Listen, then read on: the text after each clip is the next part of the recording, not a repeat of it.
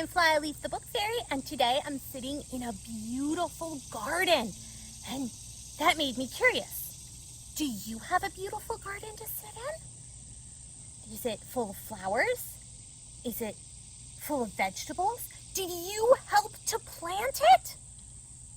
Well, I hope the answer is yes to at least some of those questions, but if not, that's okay, because where I'm sitting has inspired me to read this story to you. It is one of the stories from Frog and Toad Together by Arnold Lobel, and it is called, can you guess? The Garden! Frog was in his garden. Toad came walking by.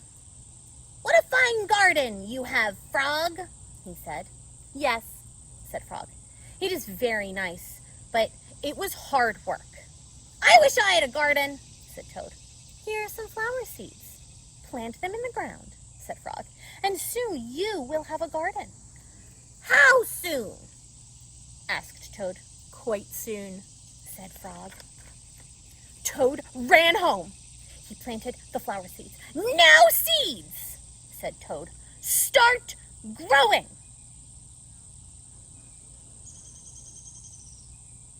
Toad walked up and down a few times. The seeds did not start to grow.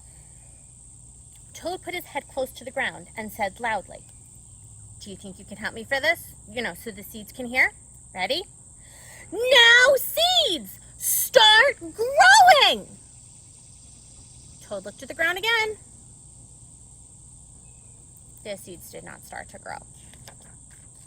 Toad put his head very close to the ground and shouted, "Are you ready? Now seeds, start growing!" Frog came running up the path. "What is all this noise?" he asked. "My seeds will not grow," said Toad. "You are shouting too much," said Frog. "These poor seeds are afraid to grow." "My seeds are afraid to grow?" asked Toad. "Of course," said Frog.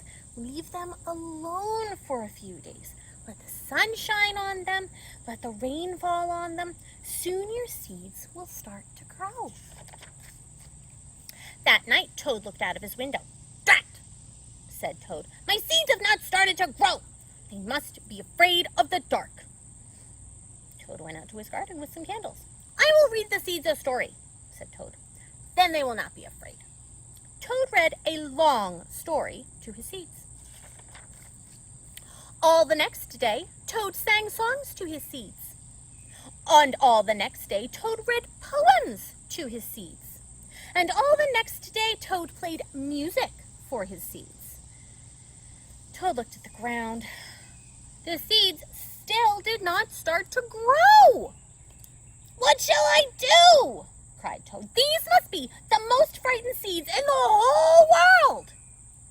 Then Toad felt very tired, and he fell asleep. Toad, wake up," said Frog. "Look at your garden." Toad looked at his garden. Little green plants were coming up out of the ground. "At last!" shouted Toad. "My seeds have stopped being afraid to grow."